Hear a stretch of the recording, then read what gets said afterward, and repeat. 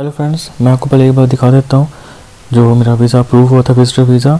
तो मैंने visitor visa apply किया था 7 अक्टूबर को। देन मैं बायोमेट्रिक कलेक्शन लेटर थी वो नेक्स्ट डे ही आ गई थी 8 अक्टूबर 2020 में। देन उसके बाद मेरा बायोमेट्रिक एक्चुअली लेट हुआ था। मैंने बायोमेट्रिक दिए थे दिसंबर में, जिसकी वजह से मेरा वीज़ा पासपोर्ट रिक्वेस्ट आई थी 17 फरवरी में।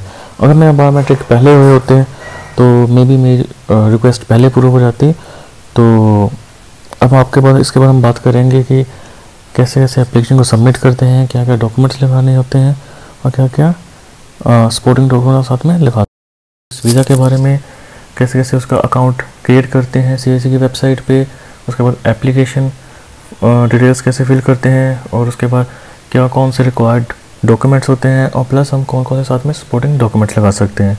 तो आज इन सब के बारे में डिटेल में बात करेंगे, तो वीडियो के अंत तक ज़रूर देखना। तो चलो शुरू करते हैं।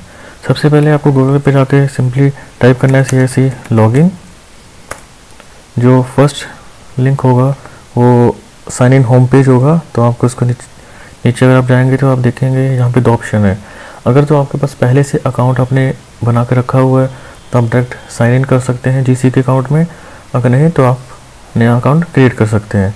तो सपोज हमारे पास कोई ऐसा कैंडिडेट है जो फर्स्ट टाइम विज़िट कर रहा है इस पे और उसको अपने अकाउंट क्रिएट करना है, तो आपको सिंपली नीचे जाके यहाँ पे ऑप्शन है रजिस्टर विद GC की।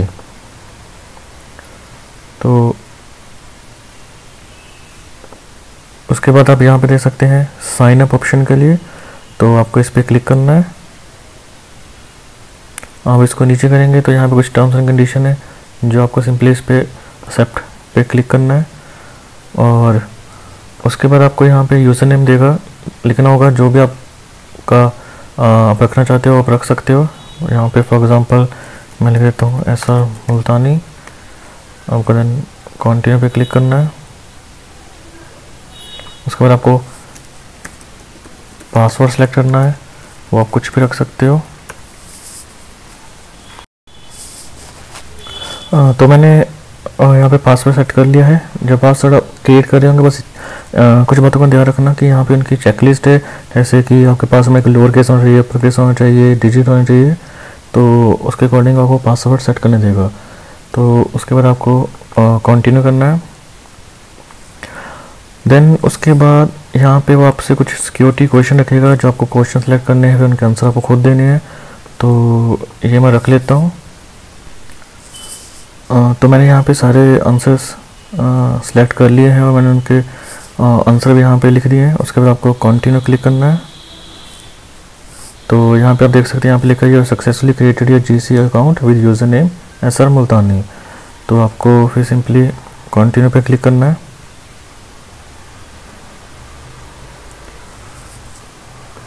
उसके बाद यहाँ पे कुछ उनके टर्म्स एंड कंडीशन है लॉगिन करते टाइम, तो आपको उनको बस सिंपली यहाँ पे एक्सेप्ट पे क्लिक करना है।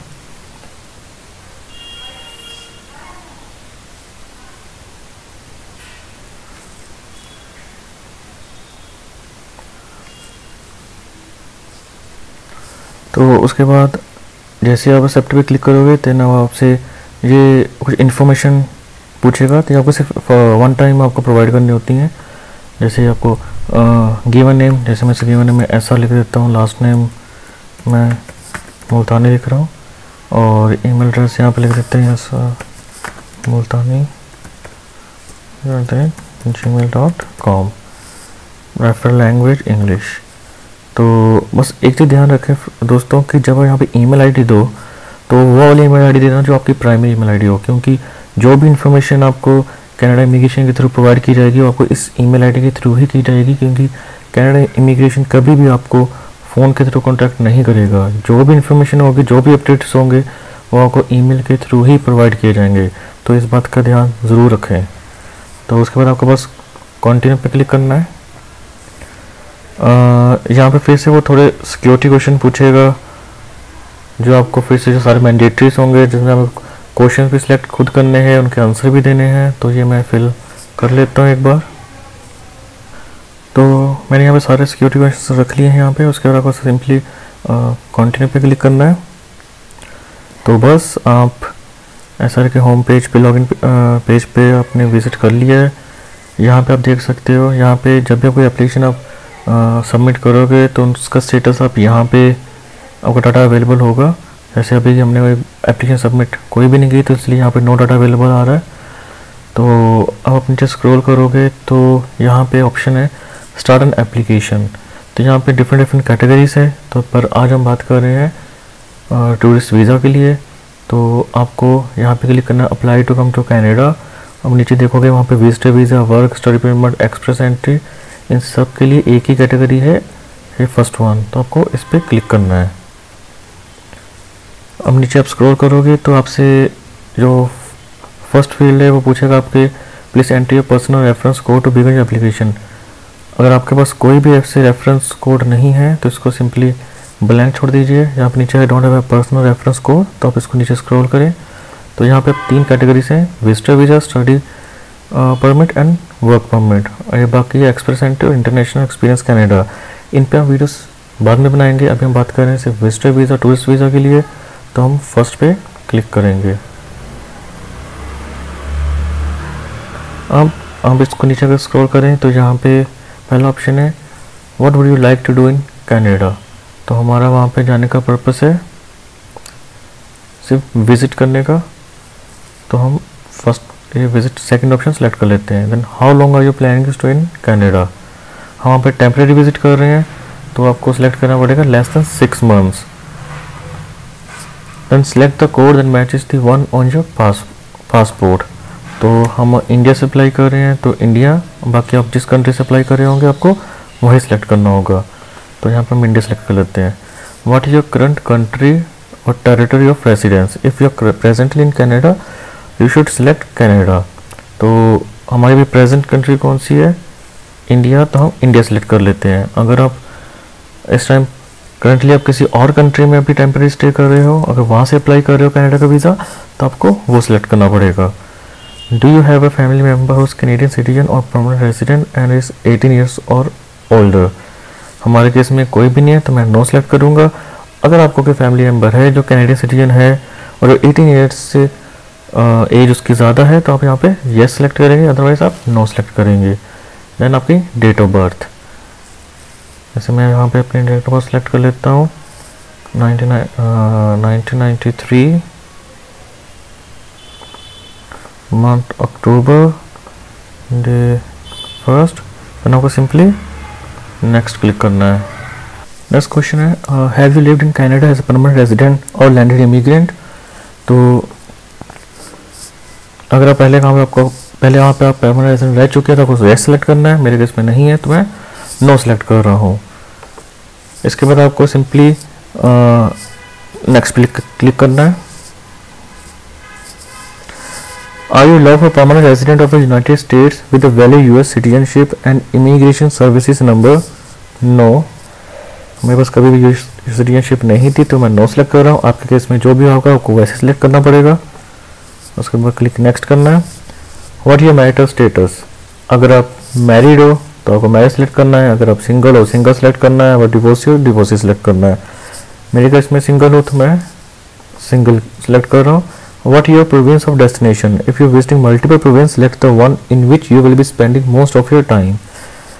आपको वहाँ पे प्रोविंस सेलेक्ट करनी पड़ेगी। आपकी फर्स्ट एंट्री ऑफ प्रोविंस कौन सी होगी वहाँ पे जहाँ पे आप सबसे पहले वहाँ पे जब विजिट करोगे।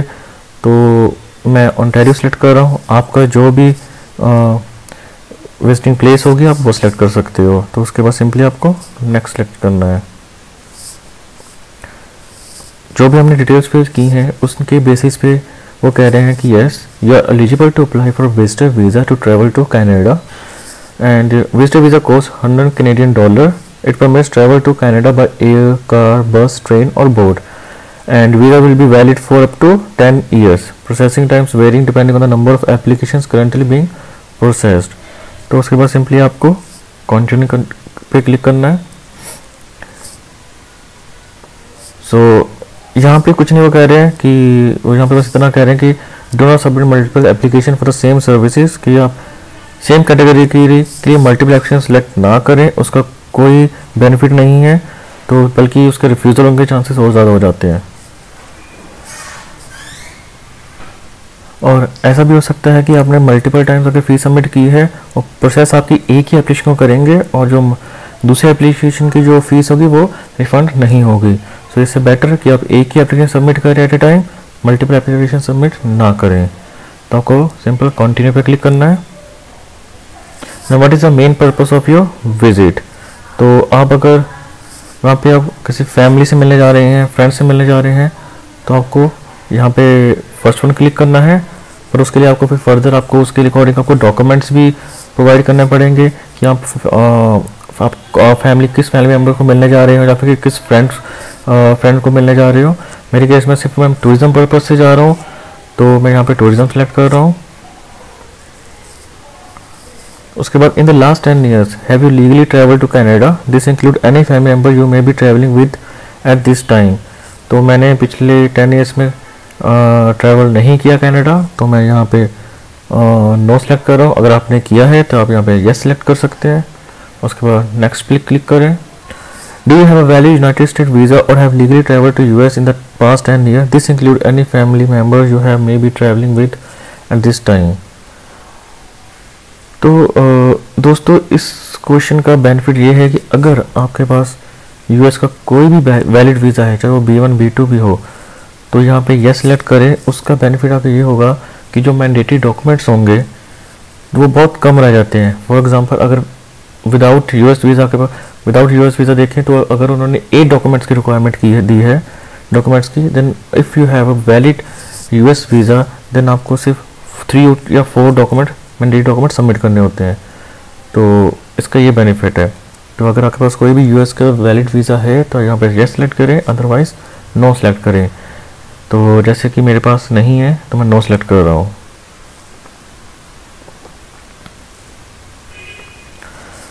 Next question, do you have a job in the country where you currently live. Yes, मेरे पास जॉब है। अगर आपके पास नहीं है तो आपको नो सेलेक्ट करना पड़ेगा। Do you own a business in the country where you currently live. नहीं, मेरा कोई बिजनेस नहीं है तो मैं नो सेलेक्ट कर रहा हूँ। Do you depend on someone for financial support. नहीं, मैं किसी और के ऊपर डिपेंडेंट नहीं हूँ फाइनेंशियली। मैं अपने जितने भी फाइनेंशियली जो मेरा फाइनेंशियली एक्सपेंस होता है मैं खुद अपना मैनेज करता हूँ। Have you travel to other country in the previous 10 years। मैंने और कहीं भी ट्रैवल नहीं किया, तो ये मैं नो कर रहा हूँ। अगर आपने पहले आपका कोई ट्रैवल हिस्ट्री है तो यहाँ पे यस आप यस फिल करेंगे, अदरवाइज आप यहाँ पे नो फिल करेंगे। देन उस पर बाद आपको नेक्स्ट पे क्लिक करना है। Are you accompanying a family member that has status in Canada or recently been approved to come to Canada? नहीं, कोई भी नहीं है। मैं अकेला सिंगल पर्सन ट्रैवल कर रहा हूँ, तो मैं यहाँ पे क्लिक करूँगा नो। अगर आप किसी के साथ कर रहे हैं जिसके पास ऑलरेडी कनाडा का वीज़ा है तो आपको यहाँ पे यस सेलेक्ट करना पड़ेगा।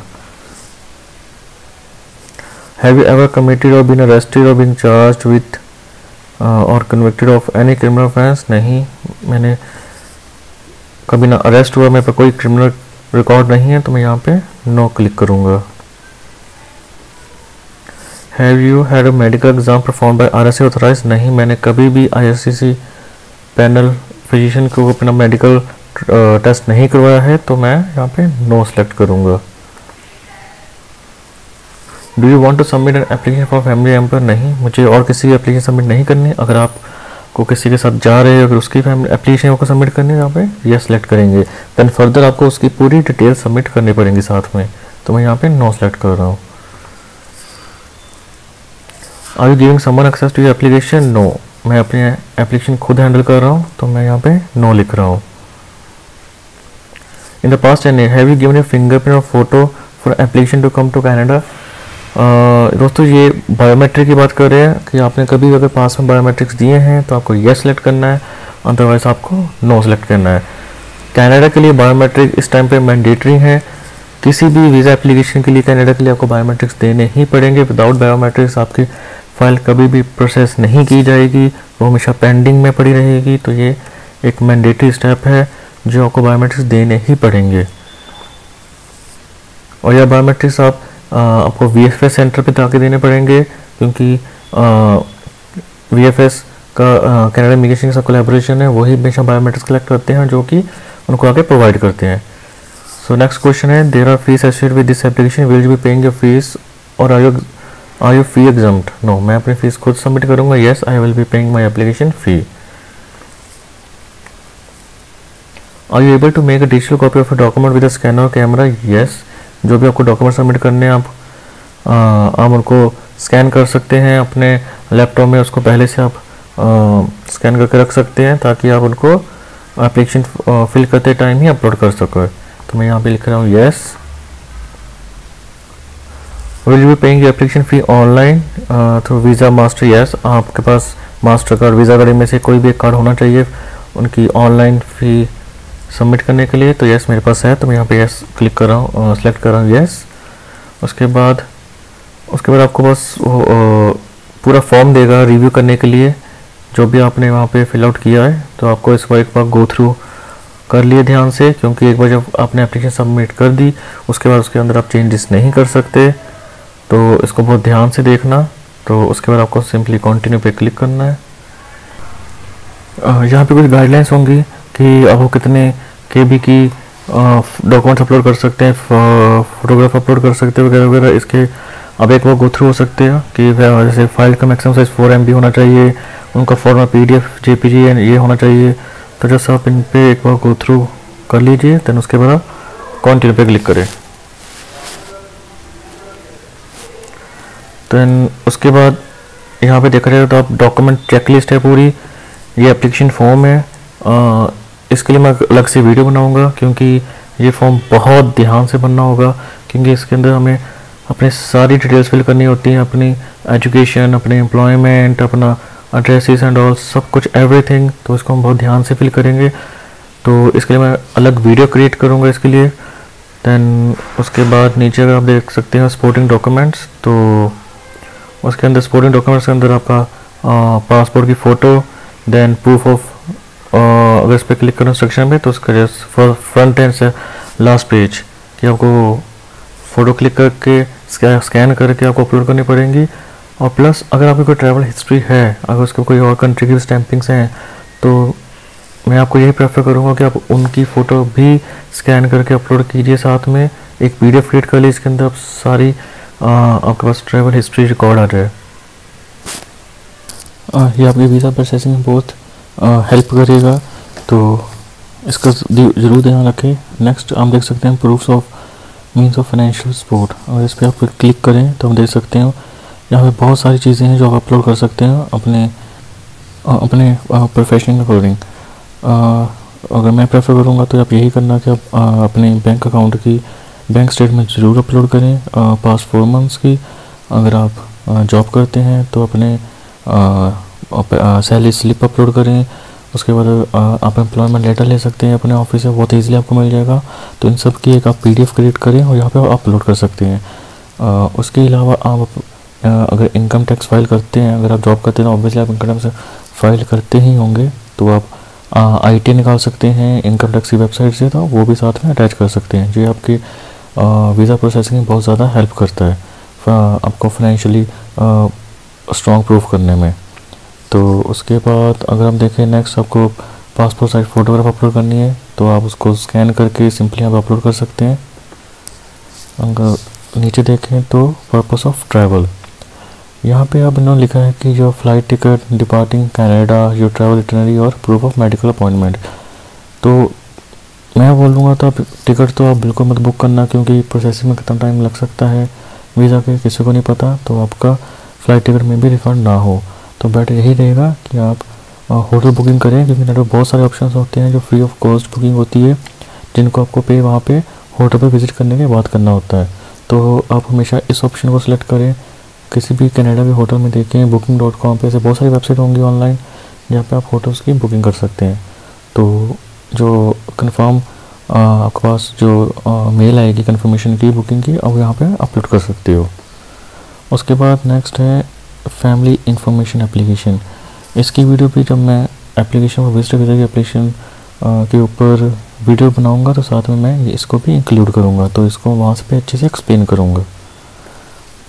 उसके बाद ये सेम है जो यहाँ पे उन्होंने मेंशन किया था एप्लीकेशन नंबर, तो इसकी हमें कोई नीड नहीं है।